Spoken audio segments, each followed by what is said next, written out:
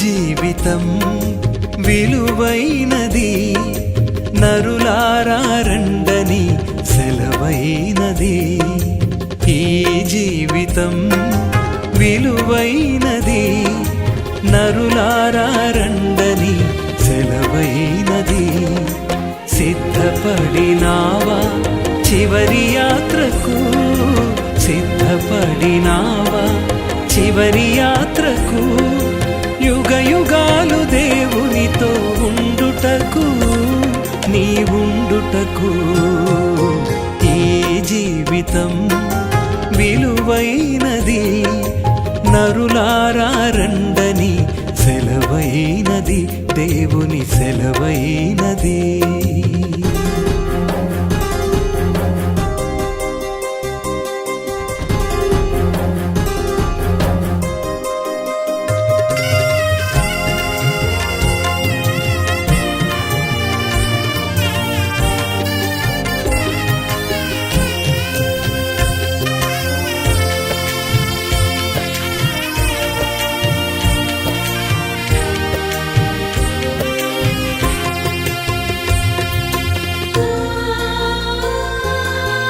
వెళ్ళాల్సిందే. ఈ లోపు మా సలహా ఏంటంటే, బైబిల్ చదువుతున్న మాట ఏంటంటే, యేసుక్రీస్తునందు విశ్వాసం ఉంచి మారు మనసు పొంది రక్షణ పొంది బాప్తిస్మం తీసుకుని దేవునికి నమ్మకంగా జీవించి ఆయన శరీరం ఆయన రక్తం తీసుకుని నమ్మకంగా మనం ఉంటే ఆయనే పిలుచుకుంటాడు మనల్ని. హల్లెలూయా. చాలామంది అనుకుంటున్నారు, అదేందిలే అనుకుంటున్నారు. దేవుని వాక్యం చెబుతుంది, యేసుక్రీస్తు ఒక కులానికో ఒక మతానికో దేవుడు కాదు, కానీ యేసయ్య మనుషులందరికీ దేవుడు. బైబిల్లో రాయబడి ఉంది. ఏమనుందంటే, యేసుక్రీస్తు అందరికీ ప్రభు అని పేతురు చెబుతాడు అపోస్తలుల కార్యాల గ్రంథంలో నుండి. అందుకని ఇది చాలామంది అనుకుంటున్నారు, యేసుక్రీస్తు వాళ్ళకి దేవుడు వీళ్ళకి దేవుడు అనుకుంటున్నారు. ఇంకో మాట కూడా చెబుతా నేను, మాలా మాదిగోళ్ళ దేవుడు కావాలనుకుంటున్నారు. ఏ దేవుడు అనుకుంటున్నారు? మాలవాళ్ళ దేవుడు మాదిగోళ్ళ దేవుడు అనుకుంటున్నారు. అవన్నీ మాటలు, అవన్నీ మాటలమ్మా. యేసుక్రీస్తు అందరికీ దేవుడు, అందరి కోసం రక్తము కార్చాడు, ప్రాణం పెట్టాడు. ఎందుకు ఈ సందర్భాన్ని తెచ్చానంటే, సీను అన్నిట్లో పాల్పొందులు పొంది పిలవంగలే వెళ్ళిపోయాడు. బైబిల్లో ఒక మాట ఉంది, 90వ కీర్తనలో, నరులారా, మొదటి మాట చూడండి, ప్రభువా తరతరముల నుండి మాకు నివాస స్థలము నీవే. పర్వతములు పుట్టక మునుపు భూమిని లోకమును నీవు పుట్టింపక మునుపు యుగయుగములు నీవే దేవుడవు.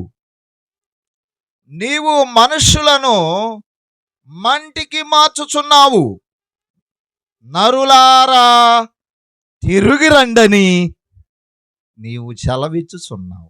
హల్లెలూయా. మనుషును సృష్టించింది ఆయనే, మట్టితో చేసింది ఆయనే, జీవాపు ఆయిలో ఆ జీవాత్మను ఊదింది కూడా ఆయనే. ఇప్పుడేమంటున్నాడు, మరలా మట్టికి నేను మిమ్మలను, అంటే ప్రసంగ భక్తుడు ఒక మాట అంటాడు, మన్నైనది మరలా మునుపటికి మన్నుకే చేరు. ఈ శరీరం మాత్రం ఎప్పుడైనా వాళ్ళు ఎవరైనా అవ్వచ్చు, ఎలాంటి వాళ్ళైనా అవ్వచ్చు, మట్టికి జారాల్సిందే. కొంతమంది కాలుతారు, కొంతమంది అగ్నిలో కట్టెలు పెట్టి కాలుతారు, కొంతమంది కరెంట్లో పెడతారు, కొంతమంది ఏమో భూస్థాపన చేస్తూ ఉంటారు. మీరు ఎలా చేస్తే మీ శరీరం అనేది దాని గురించి కాదు, కానీ ఆత్మాత్మ దేవుడు అనుగ్రహించిన దేవుని దగ్గరికి వెళ్ళాల్సింది, అది మాత్రం గుర్తుపెట్టుకోండి. ఎందుకంటే బైబిల్లో చదువుతుంది, నరులారా, సీనో లేకపోతే మోషే, మోషే రా నా దగ్గరికే అని అన్నాడు, వెళ్ళిపోయాడు. అయ్యో రాత్రి బాగున్నాడు, ఇంత బాగున్నాడు, అయ్యో ఇంతలోకి వెళ్ళిపోయాడు అయ్యా నువ్వు అనుకుంటే ఉపయోగమేమి? నువ్వు నేను కూడా వెళ్ళిపోతాం. ఒకరోజు యేషేబు రా అంటాడు, లేకపోతే తిమోతి గారు రా అంటాడు, లేకపోతే స్టీవెన్సన్ రా అంటాడు. ఎవరైనా లాల్సింది. హల్లెలూయా. ఎవరినైనా, నన్నైనా నిన్నైనా ఎవరినైనా వెళ్తాడు యేసయ్య. ఆయనకి ఇష్టమైన వాళ్ళని పిలిచి వేసుకుంటాడు ముందు. మాతో పని ఉంది అనుకో, కాతి కాలం ఉండండి, పని చేయండి నా పని. ఇంకో మాట కూడా చేస్తున్నాం, సేవకులు అని చెబుతలా, మేము ఆయన పొలంలో కూలి వాళ్ళమే. ఒక మాట చెప్పమంటావా? కూలి. ఈ పనికి కూలి ఎప్పుడైనా మాకు దొరికింది. హల్లెలూయా. ఆయన పని వాళ్ళం మేము, మీరేమో నాటిన మొక్కలు. హల్లెలూయా. మీరు కూడా ఫలిస్తారు, ఫలించాలి. మీరు ఫలించే కొద్ది అభివృద్ధి పొందుతారు. హల్లెలూయా.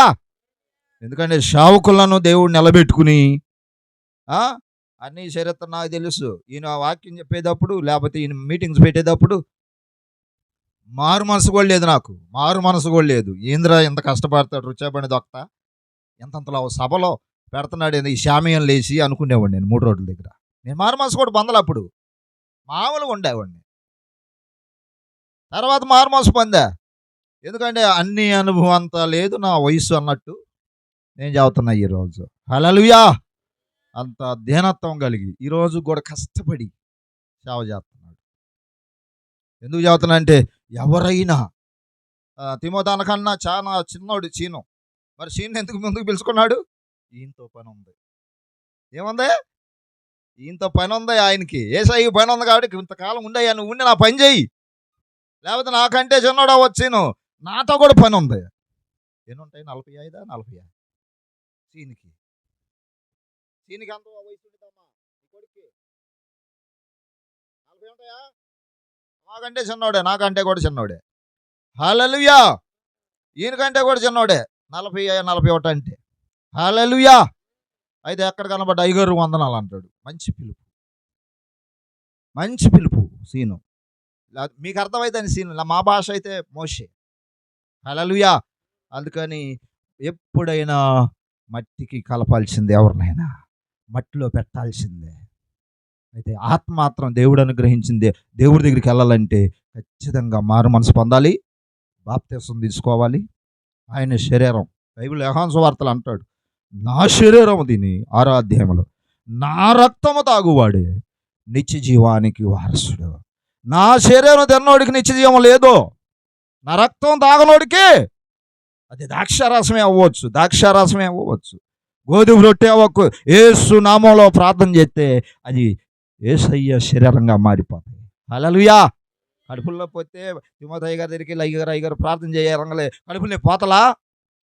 మా సంఘంలో ఒక ఆమె లేదా, కొబ్బరి నుండి ప్రార్థన చేసుకెళ్ళింది, పొలం వెళ్తుంది, ఎక్కడో అంధకారంలో ఉంది. ఒక ఆమె వచ్చిందంట, అక్కడ కాపలా ఉంటున్నారు, అంధకారంలో ఉంటారు, రోడ్డుకి దగ్గరలో లేరు, డాక్టర్ల దగ్గర లేరు, కడుపులో నొప్పి వచ్చిందంట.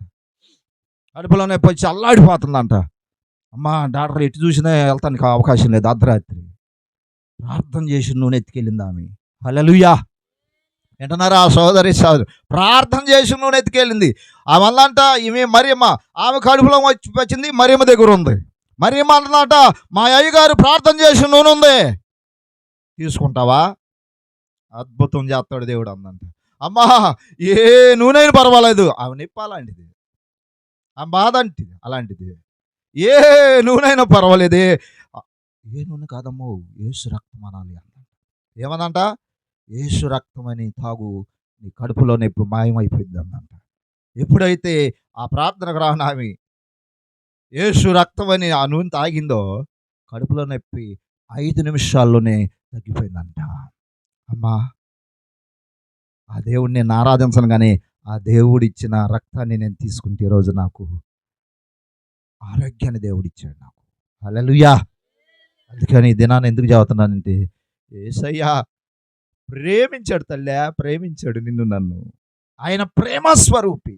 నీ పక్కనున్న నీ కొడుకు, నీకు రక్తం అవసరమైతే ఒక బాటల రక్తం వీడు, ఒక 100 గాముల రక్తం వీడు. ప్రేమించి నిన్ను నన్ను నీ కొరకు ఆయన రక్తం అంతా నీ కొరకు నా కొరకు ఇచ్చేసేసాడు. ప్రేమించేవాడు యేసు ప్రభు. ఎవరి దేశంసలా అందరిని ప్రేమించాడు. అందరిని కూడా ప్రేమించి నా యొద్దకు రండి, మీకు రక్షణ ఇస్తాను, విశ్రాంతి ఇస్తాను, మీ భారాన్ని మాత్తా, మీ బాధ్యత నేను తీసుకుంటానని యేసు ప్రభువు తీసుకుని ఈరోజు ఆయన రక్షణ ఇచ్చి మన సమయం ముగించేలేకి రండి అయ్యా, రండి అమ్మ, రండి రండి రండి అని పిలుచుకుంటున్నాడు. వెళ్ళినోళ్ళు మంచివాళ్ళు తల్లే, ఉండవాళ్ళం మంచివాళ్ళం అనుకుంటున్నారేమో. వెళ్ళినోడే మంచోడు. ఈ భూమి మీద ఈ పాప లోకంలో ఉండి ఏదో సాధించాలనుకుంటున్నారేమో. ఏమి సాధించాలి? వెళ్ళిపోయినోడు గొప్పోడు. హల్లెలూయా. ఏబు గ్రంథంలో ఒక్క మాట ఉంది, ఈ మాట చెప్పి నేను ముగిస్తా. 14వ అధ్యాయము మొదటి వచనం ఒకసారి చూడండి. ఏబు గ్రంథము 14వ అధ్యాయము మొదటి వచనాన్ని ఒక్కసారి చూడండి. అక్కడ ఒక మాట ఉంది, స్త్రీ కనిన నరుడు కొద్ది దినములు వాడై మిక్కిలి బాధ నొందును, పువ్వు వికసించినట్లు వాడు పెరిగి వాడిపోవును, నీడ కనపడకపోవునట్లు వాడు నిలవక పారిపోవును. ఎక్కడికి పారిపోతున్నాడు? పువ్వు ఎంత వికసిస్తుందో చూడండి. పువ్వులు ఎప్పుడైనా చెట్లను చూసి అసలు నేను ఎంత అందంగా ఉన్నాను, ఎంత సౌందర్యంగా ఉన్నాను, అసలు ఎంత చక్కగా ఉన్నాను అనుకుంటా ఉండిద్దా పువ్వు. గసేపుడికి రాలిపోయేదన్న సంగతి దానికి తెలవదు. అంతే మన బతుకు కూడా, అంతే మన పరిస్థితి. నీడ పారిపోయినట్టు పారిపోతాడంట. నీడ పారిపోయినట్టు పారిపోతాడు. ఒరే ఇప్పుడేరా ఆడితో మాట్లాడాను, ఇంతలోకే వెళ్ళిపోయాడా. పారిపోతాడు. జాగ్రత్త, నువ్వు కూడా పారిపోతావు. అంటే పారిపోతావు అంటే ఎక్కడికి వెళ్ళిపోతావని కాదు, నీ ప్రాణాన్ని దేవుడు అడిగేసేస్తాడు. అందుకని దినాన మోషేని తీసుకెళ్ళాడు దేవుడు. ఎవరు తీసుకెళ్లారు? మోషేని దేవుడే తీసుకెళ్ళాడు.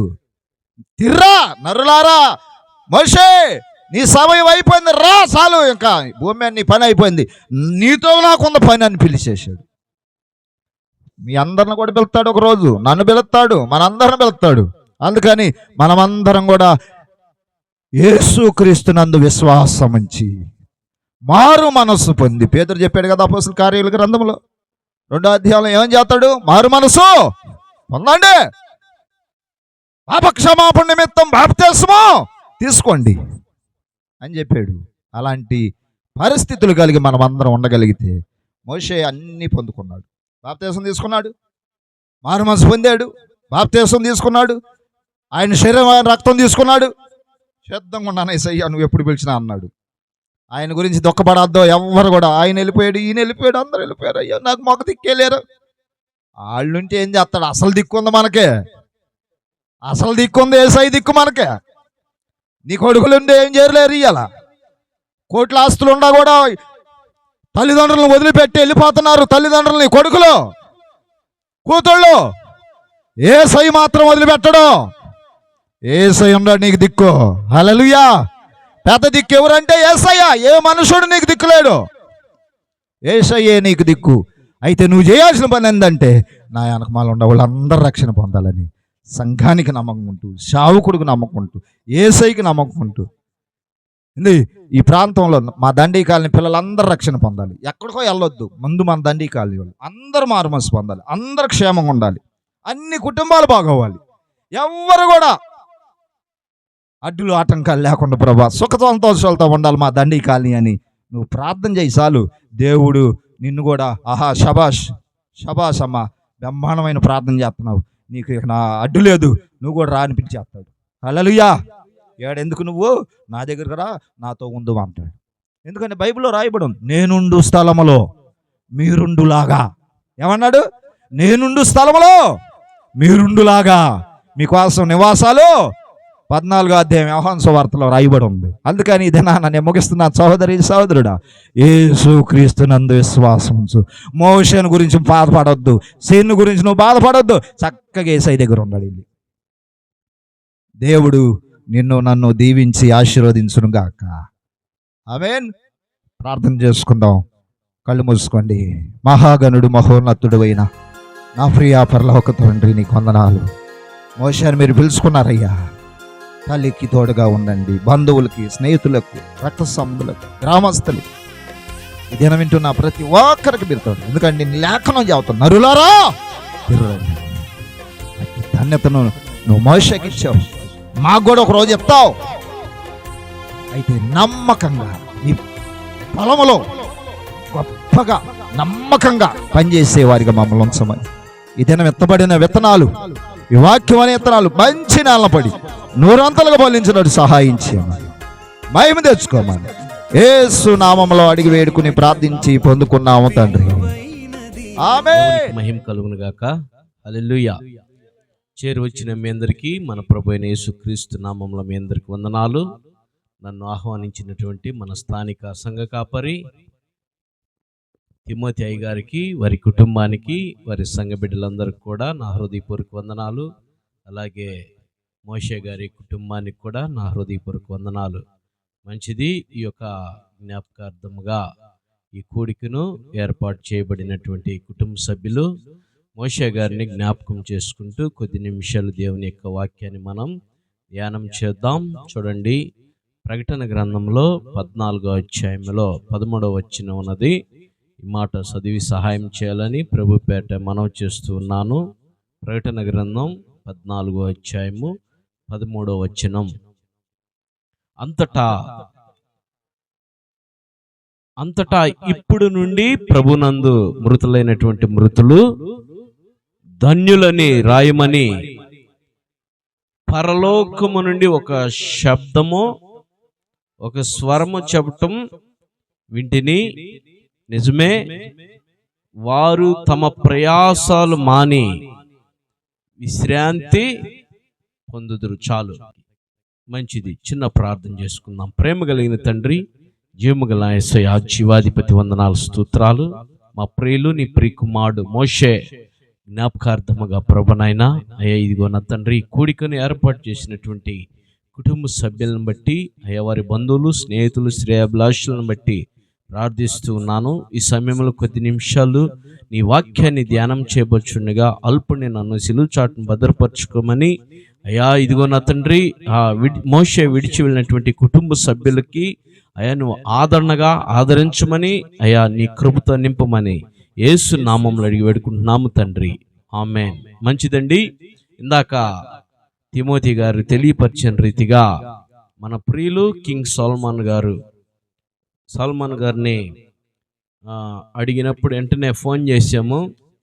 మోషే గారి నిమిత్తము ఇలా చనిపోయారు, మోషే గారికి ఇట్లా హెల్ప్ చేయాలి అన్నప్పుడు కింగ్ సల్మాన్ గారు వారి యొక్క ఫౌండేషన్ ఆధ్వర్యంలో మరి మోషే గారికి సహాయం వెంటనే మంచి మనసు కలిగి, మంచి హృదయం కలిగి వెంటనే స్పందించి తన యొక్క టీమును పంపించి ఇక్కడ మనకి మంచి సహాయాన్ని కింగ్ సల్మాన్ ఫౌండేషన్ ద్వారా అందింది.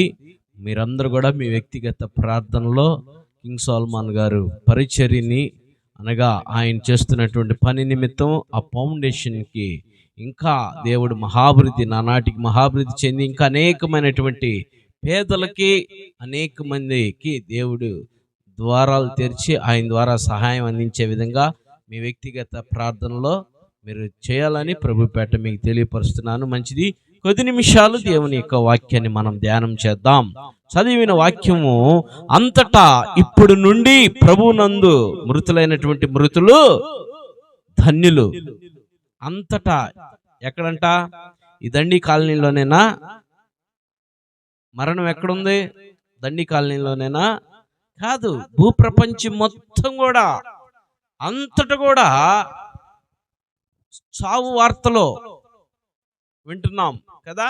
మరణాలు చిన్న పెద్ద అనే తేడా లేదు. మరణాలకి అన్ని చోట్ల మరణాలే. మనం ఇదివరకు ఫ్లెక్సీలు రాజకీయ నాయకులు చూస్తూ ఉంటాం, కానీ ఇప్పుడు ఎక్కువగా మరణాలు చూస్తున్నాం. ఎక్కడికి వెళ్ళినా ఫ్లెక్సీలు కనపడుతూనే ఉంటున్నాయి.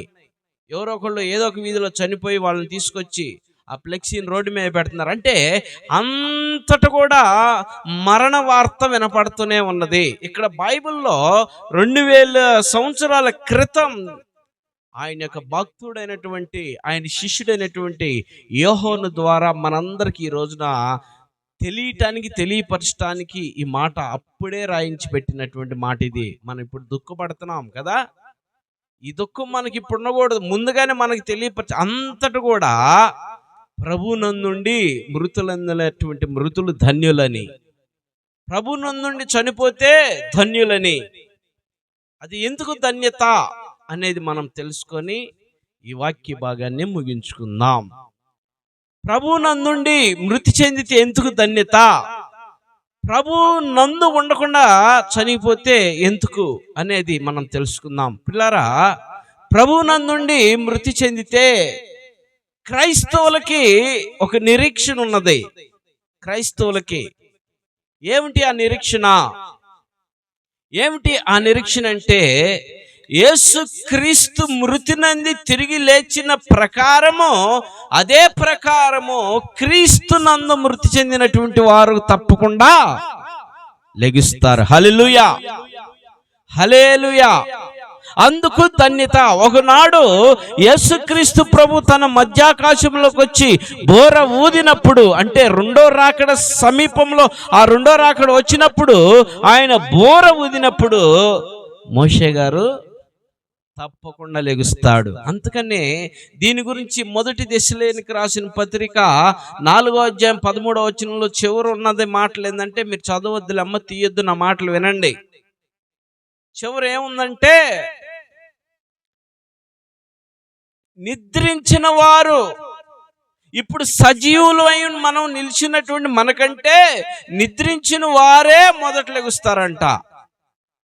అంటే మరణాన్ని, క్రైస్తవుల యొక్క మరణం నిద్రతో పోల్చాడు దేవుడు. నిద్రతో పోల్చాడు పిల్లారా. ఈ నిద్రించినటువంటి వారు బ్రతికున్నటువంటి మనకంటే ముందు లెగుస్తారంట ఆయన బోర విన్నప్పుడు. ఒక మాట చెప్పమంటారు మీకు? ఇందాక వాక్యం చదివించిన రీతిగా 90వ దావీదు కీర్తనలో వాక్యము చదివించిన రీతిలో నరులారా తిరిగి రండి అనే మాట, నరులారా తిరిగి రండి అనగానే ఈ వాక్కు ఎవరికైతే వినపడిద్దో వాళ్ళు వెళ్ళిపోతారు. యేసేపు గారు గత ఎన్ని రోజులైంది ఇప్పటికి? మోషే ఎన్ని రోజులైంది చనిపోయి? 11 రోజుల 11 రోజులైంది. 11 రోజుల క్రితం తెల్లారగట్ల మోషే గారికి నరులారా తిరిగి రండి అనే మాట, మోషే రా అనే పిలుపు విన్నాడు, వెళ్ళిపోయాడు కదా. మనకెవరికి వినపడలా, మోషేకి మాత్రమే వినపడింది. ఇప్పుడు యేసుక్రీస్తు ప్రభు మరలా రెండో రాకడలో వచ్చినప్పుడు బోర ఊదినప్పుడు మోషేకి వినపడిద్ది. మనం ఇట్టానే ఉంటాం, మోషే లెగుతాడు మొదట. అది ధన్యత. యేసు ప్రభు నందుండి మృతి నందినటువంటి మృతులకి ధన్యత అది.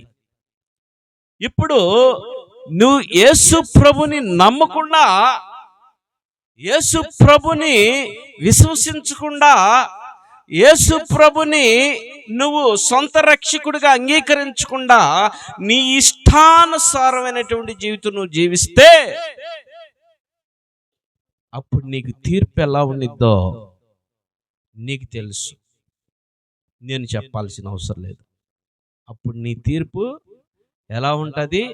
అగ్ని ఆరదు, పురుగు చావదు. చూడండి పిల్లారా, ప్రసంగి గ్రంథంలో 6వ అధ్యాయంలో ఉన్న మాట ఏంటంటే,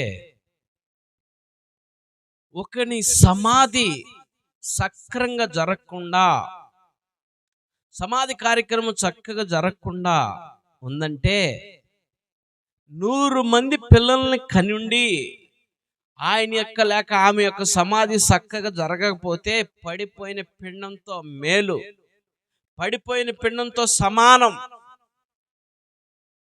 పడిపోయిన పిండంతో సమానం అని వాక్యము తెలియపరుస్తూ ఉన్నది. మనం గత 11 రోజుల క్రితం చూసుకుంటే మోషే గారి యొక్క సమాధి కార్యక్రమం చాలా గ్రాండ్గా జరిగింది. చాలా గ్రాండ్గా 4 సేవకులు వచ్చారు, బ్యాండ్ మేళాలతో, బాంబులతో ఆయన యొక్క అంత్యక్రియలు జరిగినాయి. అవునా? సమాధి కార్యక్రమం చాలా గ్రాండ్గా జరిగింది. ఆయనకి పిల్లలు ఉన్నారా? కదా, పిల్లలే చేయట్లా. అవునా? కడుపు పుట్టిన పిల్లలే చేయట్లా. తల్లిదండ్రులు తీసుకెళ్ళి ఏడబడేస్తున్నారు, అనాథాశ్రయాల్లో పడేస్తున్నారు. మీరే చదువుతున్నారు. ఎవరు? కడుపు పుట్టిన బిడ్డలు.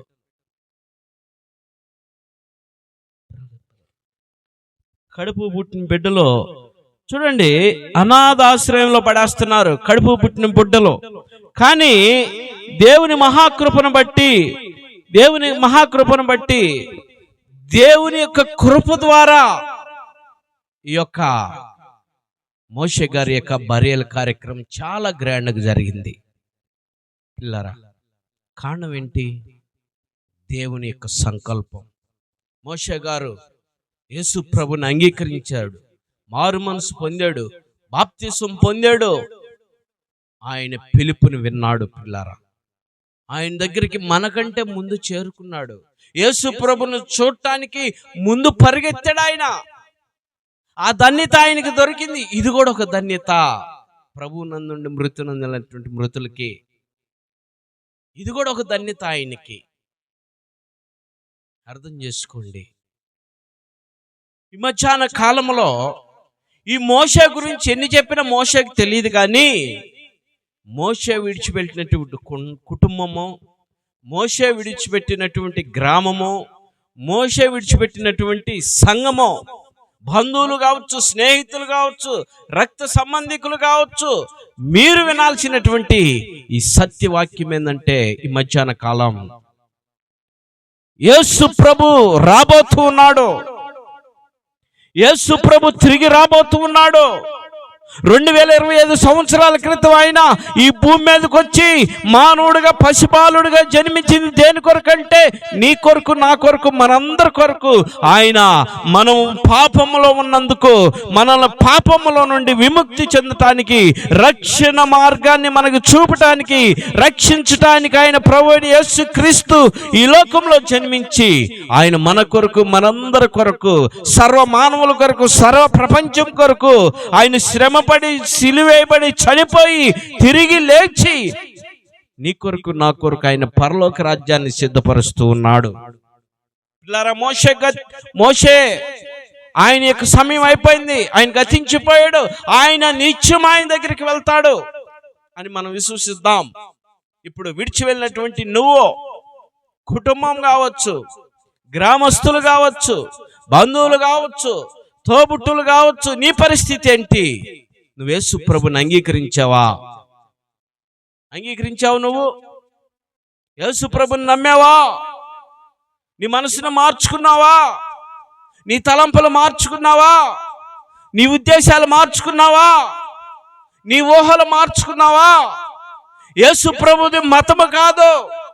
యేసు ప్రభుది మతము కాదండి, మార్గమైంది. నీ మనసు మార్చే మార్గమైంది. నిన్ను పరలోకానికి తీసుకెళ్లే మార్గమైంది. చాలా మంది మతముగా చిత్రీకరిస్తున్నారు. నువ్వు కులం మారాల్సిన అవసరం లేదు, నువ్వు మతం మారాల్సిన అవసరం లేదు. నువ్వు మనసు మార్చుకుంటే చాలు, నీ హృదయాన్ని మార్చుకుంటే చాలు, నీ తలంపులు మార్చుకుంటే చాలు, నీ ఉద్దేశాలు మార్చుకుంటే చాలు. నువ్వు ప్రభువైన యేసు క్రీస్తు నా కొరకే ఆయన రక్తం కార్చి చనిపోయి తిరిగి లేచాడని విశ్వసిస్తే చాలు. నీ కొరకే ఆయన మరణించింది, నిన్ను రక్షించటానికే. ఆయన మరణించకపోతే, ఆయన రక్తము ఈ భూమి మీద చెందించకపోతే నీకు రక్షణ లేదు, పాప క్షమాపణ నీకు లేదు.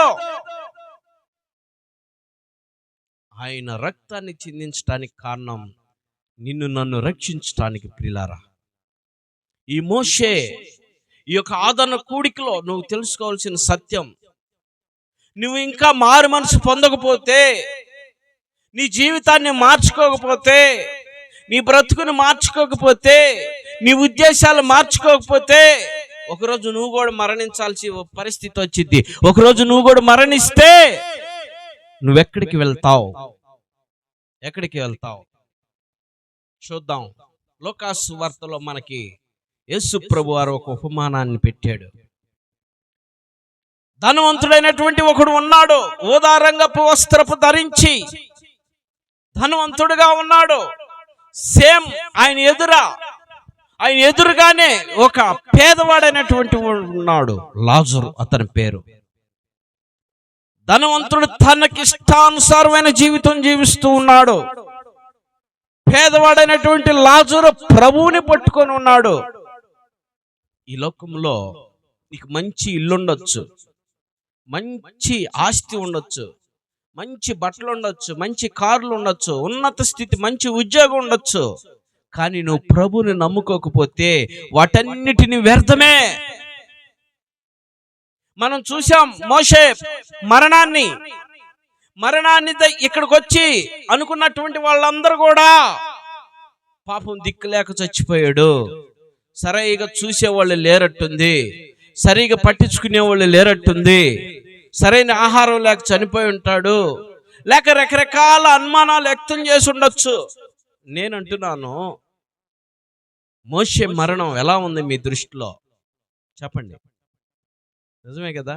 సరైన ఆహారం లేదు, సరైన వస్త్రం లేదు, సరైన స్థితిగతులు లేవు కదా. మనం అందరం జాలిపడి ఉండొచ్చు వచ్చినాక. నేను అంటున్నాను, మోషే యొక్క మరణం చాలా ధన్యకరంగా ఉన్నది అని అంటున్నాను. ఎందుకంటే ఆయన ప్రభుని తెలుసుకున్నవాడు, ప్రభుని అంగీకరించినాడు. రక్త మాంసములు దేవుని రాజ్యాన్ని స్వతంత్రించుకోలేవు.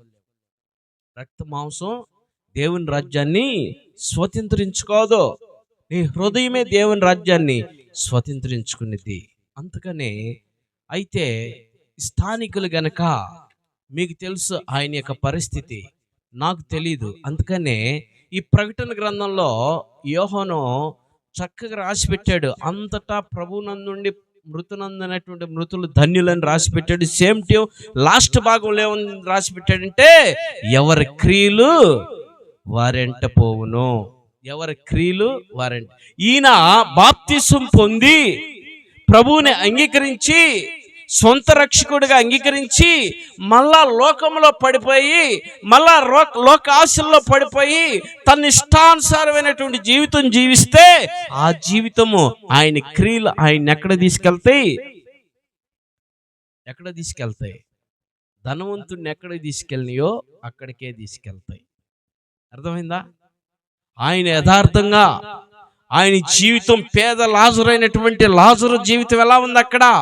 ఈ ధనవంతుడు తనకి ఇష్టానుసారమైన జీవితం, ఎదుటున్నాడు అనేది కూడా చూడకుండా, ఈ నాకు పనివాడు ఇతను, నా అసిస్టెంట్ అని కూడా చూడకుండా ఆయన ఇష్టానుసారమైన జీవితం జీవించాడు. లాజరు మీద కనీసం జాలి పడలేదు, కనికర పడలేదు, జాలి చూపించలేదు లాజరు మీద. అలాంటి జీవితం జీవించినప్పుడు ఒకరోజు ఇద్దరు చచ్చిపోయారు.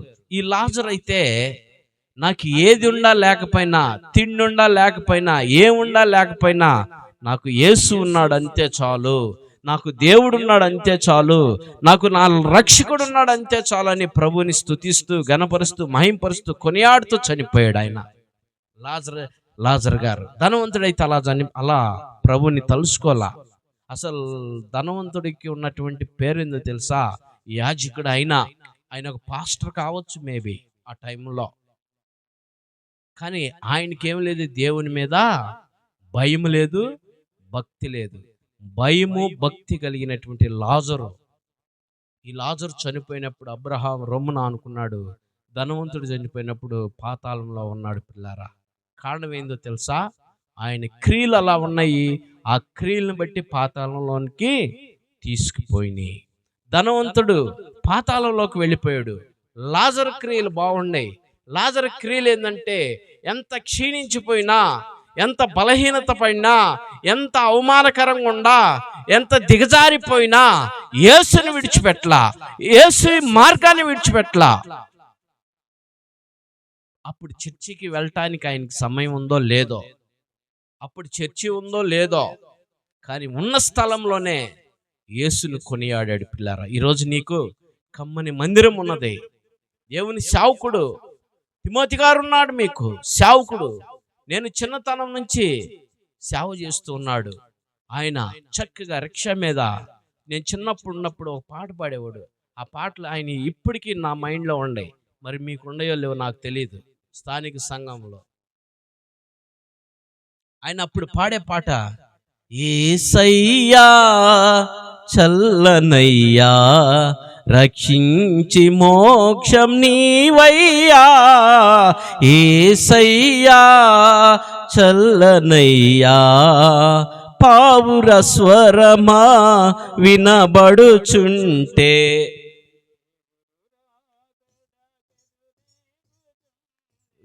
దేవునికి మహిమ కలుగును గాక. ఆ పాట పాడేవాడు. ఏమని వివరింతునో, ఈ పాట కూడా పాడేవాడు. నాకు బాగా చిన్నతనం నుంచి ఈ పాటలు నా మైండ్లో ఫీడ్ అయిపోయి ఉన్నాయి. గొప్ప సేవ. ఏడీసీ కమ్మాణి గారిని తీసుకొచ్చాడు, 3 రోడ్ల కాడ సభలు జరిగించాడు. వయసు పెద్దదే అవ్వచ్చు, కానీ దేవుని ఎన్నుకున్నటువంటి వ్యక్తి మీ కొరకు ఎంతో ప్రయాసపడి సేవ చేస్తూ ఉన్నాడు, ఒక్క ఆత్మనన్న రక్షించాలని. మరి మీరు కానీ తిమోతి గారిని చూడాల్సిన అవసరం లేదు. తిమోతి గారిని నడిపిస్తున్నటువంటి యేసును చూడండి, ఆ యేసుని నమ్మండి. తిమోతిని నమ్మాల్సిన అవసరం లేదు. మీరు నమ్మాల్సింది ఎవరిని? యేసుని. యేసుని నమ్మితేనే మీకు మోక్షం, లేకపోతే నరకం. నరకంలో అగ్ని ఆరదో, పురుగు చావదో. అయితే ఆనాటి కాలంలో చర్చి లేకపోవచ్చు, లాజరు ఎలలా. ఈనాటి కాలంలో నీకు చర్చి ఉన్నదే. దేవుని సన్నిధికి వెళ్ళాలా, నువ్వు దేవుని సన్నిధిలో నువ్వు గడపాలా, దేవునితో సహవాసం చేయాలా, దేవుణ్ణి ఆరాధించాలా, దేవుని మహింపరచాలా, దేవుని కొనియాడాలా. ఆయన ఖచ్చితంగా లెక్క అడుగుతాడు నిన్ను. 6 దినాలు కష్టపడు, 7వ దినం పరిశుద్ధ దినం, పునరుద్ధాన దినం నా సన్నిధికి వచ్చి నన్ను ఆరాధించమన్నాడు. నువ్వు ఆయన సన్నిధికి వెళ్లకుండా, ఆయన్ని ఆరాధించకుండా, ఆయన్ని గణపరచకుండా, ఆయన్ని నువ్వు నమ్మకుండా నీ ఇష్టానుసారమైన జీవితం నువ్వు జీవిస్తూ ఉంటే, ఈ మధ్యాహ్న కాలం ఇంకా నీవు యేసుని నమ్మకుండా ఈ లోక ఆశల్లో, లోక తలంపుల్లో, లోక ఉద్దేశాల్లో, లోక కోరికల్లో నువ్వు ఉండిపోతే, ఈ మధ్యాహ్న కాలంలో నువ్వు తెలుసుకో, నువ్వు కూడా చనిపోతావు ఒక దినం. నువ్వు చనిపోతే ఎక్కడికి వెళ్తావు? ధనవంతుడు చనిపోయి తనకిష్టానుసారమైన జీవితం, అంటే నీ జీవితంలాగా జీవించాడు ఆయన. దేవుణ్ణి నమ్మకుండా, దేవుణ్ణి ఇష్టపడకుండా, దేవునితో సహవాసం చేయకుండా, నా కడుపే దేవుడు అన్నట్టు, నా ఆశలే దేవుడు అన్నట్టు, నేనే అన్నట్టు ఆయన ఇష్టానుసారమైన జీవితం జీవించాడు. నువ్వు యేసుని నమ్మకుండా నీ ఇష్టానుసారమైన జీవితం నువ్వు జీవిస్తున్నటువంటి నువ్వు ధనవంతుడు ఒకటే. ధనవంతుడు ఎక్కడికి వెళ్ళాడు? పాతాళంలోకి వెళ్ళాడు. మరి నువ్వెక్కడికి వెళ్ళాలా? నువ్వెక్కడికి వెళ్ళాలంటే నువ్వు ప్రభుని నమ్మాలా.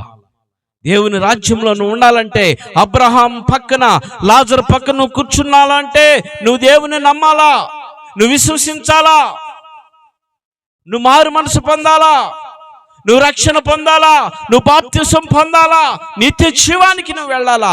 నిత్య జీవానికి నువ్వు వెళ్ళాలి గనక, నిత్య జీవంలో నువ్వు ఉండాలి గనక, నువ్వు ఈ మధ్యాహ్న కాలం నువ్వు తీర్మానం చేసుకో. నా ప్రియమైనటువంటి సహోదరి సహోదరుడా, ఈ మోషే ఆదరణ కూడికలో నువ్వు రక్షింపబడితే దేవుడు ఎంతో ఎంతో ఎంతో సంతోషిస్తాడు. పిల్లారా, ఈ మోషే ఆదరణ కూడికలో నువ్వు మారు మనసు పొందటానికి ప్రయత్నం చేయి. నీ మనసును మార్చుకో, నీ ఉద్దేశాలు మార్చుకో, నీ కోరికలు మార్చుకో, నీ తలంపులు మార్చుకో, నీ క్రియలు మార్చుకో. నీ క్రియ నిన్ను ఎంట తీసుకెళ్ళేది పిల్లారా, నీ క్రియ. ఈ మధ్యాహ్న కాలం వింటున్నటువంటి నువ్వు ప్రభువైన యేసు క్రీస్తు నీ కొరకు చనిపోయాడని, నీ కొరకు రక్తము కార్చాడని, ఆయన రక్తము ద్వారా నిన్ను ఆయన కొనుగోలు చేస్తున్నానన్నటువంటి సత్యాన్ని నువ్వు మర్చిపోబాకు. నా స్వరక్తం ఇచ్చి సంపాదించానన్నాడు నిన్ను. పిల్లారా, ఆయన స్వరక్తము కార్చాడు నీ కొరకు సిలువలో. ఎండలో మనం కూర్చోలేక షామ్యాన్ వేసుకున్నాం. ఆయన సిలువ మీద ఎర్ర టగ్గిలో 2 చేతులు చాపి మేకులు కొట్టించుకొని, ముళ్ళ కిరీటం తలకు పెట్టించుకొని, రక్తం కారుతూ ఉంటే, వేదన పడుతూ ఉంటే, ఆ చేసినటువంటి వారందరిని చూసి, తండ్రి వీరేమి చేయుచున్నారో వీరు ఎరుగురు గనుక వీరిని క్షమించన్నాడు. అప్పుడు ఆ క్షమాపణ నీ మీద, నా మీద, మనందరి మీదకి వచ్చింది. ప్రభు ఆనాటి కాలంలో యేసు ప్రభుకి సిలువకు అప్పగించినప్పుడు పిలాతు అడిగాడు, ఇది నా మీద ఉండకూడదు ఈ నేరం అంటే, వాళ్ళు అన్నారు ఈ నేరం నా మీద, నా బిడ్డల మీద, బిడ్డల మీద, తరతరాల మీద ఉండాలన్నారు. ఆ నేరం మన మీదకి ఇప్పటికీ పనిచేస్తుంది. నువ్వు ప్రభు రక్తంలో కడగబడితే ఆ నేరంలో నుండి తొలగిపోతావు. ఇలారా ఆలోచన చేయి. ఈ మోషే గారి యొక్క జ్ఞాపకార్థంలో దేవుడు నీతో మాట్లాడుతున్నాడన్న సత్యం మర్చిపోబాకు. ఈ లోకంలో నువ్వు ఎంతగా హెచ్చింపుగా జీవించినా ఒకరోజు నీకు మరణం కంపల్సరీ. ఆ మరణంలో నువ్వు మరణించిన తర్వాత నువ్వు ఎక్కడికి వెళ్తావు అనేది ఇప్పుడు నీకు తెలుసు. తెలిసినప్పుడే నువ్వు ఏం చేయాలా? సిద్ధపడి ఉండాలా. దీపం ఉండగానే ఇల్లు చక్క పెట్టుకోమన్నాడు కదా, అవునా? దీపం ఉండగానే ఇల్లుని చక్క పెట్టుకోవాలా. నీకు తెలుసు నువ్వు మరణిస్తే ఎక్కడికి వెళ్తావు.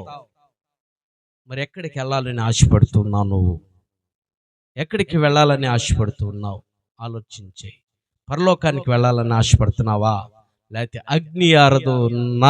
అగ్ని ఆరదు, పురుగు చావదు అంటే నరకానికి వెళ్ళాలని ఆశపడుతున్నావా? నరకాలకు వెళ్ళాలని ఆశపడితే నువ్వు లోకాన్ని, లోక తలంపులు, లోక ఉద్దేశాలని విడిచిపెట్టకుండా జీవిస్తూ ఉంటావు. ఒక మాట చెప్పి నేను ముగిస్తాను. లోతు భార్య, ఆయన యొక్క దేవుని సమూహం వచ్చి నువ్వు వెళ్ళిపో, వెనక్కి తిరిగి చూడొద్దని చెప్పినప్పుడు లోతు భార్య నీకులాగానే లోక ఆశల్లో ఉండిపోయి, లోక తలంపుల్లో ఉండి సంపాదించింది ఎక్కడే విడిచిపెట్టి నేను వెళ్ళిపోతున్నానే అని, అది వెనక్కి తిరిగి చూడొద్దు, ముందుకే పో అని చెప్పినప్పుడు తట్టుకోలేక వెనక్కి తిరిగి చూసింది.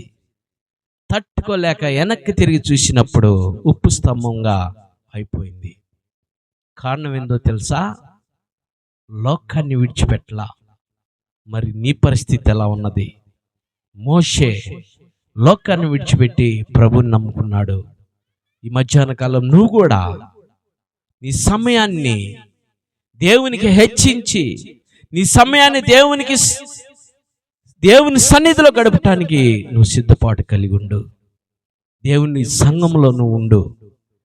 సేవకుడు మైకి పెట్టినప్పుడు, సేవకుడు నేను పిలిచినప్పుడు రా దేవుని సన్నిధి కంటే ఉన్న పాలిట్లో నీ పనిని పక్కన పడేసుకొని దేవుని సన్నిధికి వెళ్ళగలిగితే దేవుడు నిన్ను దీవిస్తాడు. పిల్లారా, ఈ మధ్యాహ్న కాలం ఎంతమంది ఇంకా దేవునికి అవిధేయతగా జీవిస్తూ ఉన్నారో తీర్మానం చేసుకుని, ప్రభా ఈ మోషే జ్ఞాపకార్థంలో నాతో మాట్లాడావు. నా క్రియలు ఎలా ఉన్నాయి, నా తలంపులు నీకు తెలుసు, నా ఉద్దేశాలు నీకు తెలుసు, నా కోరిక నీకు తెలుసు. నేను ఇంకా లోకానుసారంగా జీవిస్తున్నాను. నాకు ఇన్ని సంవత్సరాలు వచ్చినా, ఇన్ని సంవత్సరాల నుంచి నీ వాక్యం వింటున్నా కూడా నేను నీ రాజ్యంలో లేకుండా నరకానికి వెళ్తే నేను బ్రతుకు నా ప్రయాస ఏంటి అని ఒక్కసారి జ్ఞాపకం చేసుకొని ప్రభు పాదాలు పట్టుకొని, ప్రభు నన్ను క్షమించు, నేను పాపిన, ఇక్కడి నుంచి నేను బ్రతికితే నీ కోసమే బ్రతుకుతానా తీర్మానం చేసుకో. కళ్ళు మూసుకుందాం, ప్రార్థన చేద్దాం. కళ్ళు మూసుకొని ప్రార్థన చేద్దాం. అందరు నిజంగా, అయ్యా నేను ఈ వాక్యము విన్నాక నా మనసును మార్చుకుంటున్నానయ్యా, నా ఉద్దేశాలు మార్చుకుంటున్నానయ్యా, నీ కోసమే నేను జీవిస్తానయ్యా, నీ కోసమే నేను బ్రతుకుతానయ్యా, నీకు సాక్షిగా ఉంటానన్న వాళ్ళు నీ కుడి హస్తాలు పైకెత్తు. నేను మారు మనసు పొందుతానయ్యా, నేను బాప్తిసం పొందుతానన్న వాళ్ళు నీ కుడి హస్తాలు పైకెత్తు. ప్రార్థన